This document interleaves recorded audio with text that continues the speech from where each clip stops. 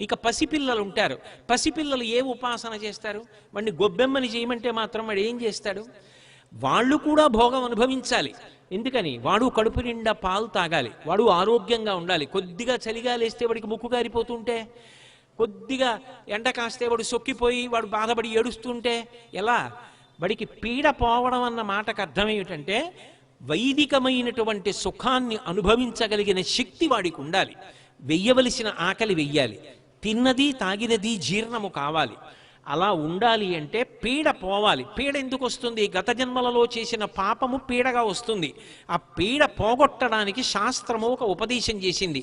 చెరుకు ముక్క, రేగుపండు, పైసలు ఈ మూడిటిని కలిపి భోగి పీడ పోవడం కోసం చిన్నపిల్లల్ని కూర్చోపెట్టి దిగదుడుపు తీసి తలమించి కిందకి వదిలేస్తారు.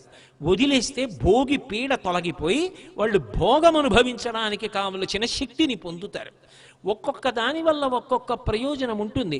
అది ఉంటుందా అంటే అన్నీ కొన్నిసార్లు అనుభవము చేత తెలిసేవి కావు, కానీ నమ్మకం చేత పెడతాయి.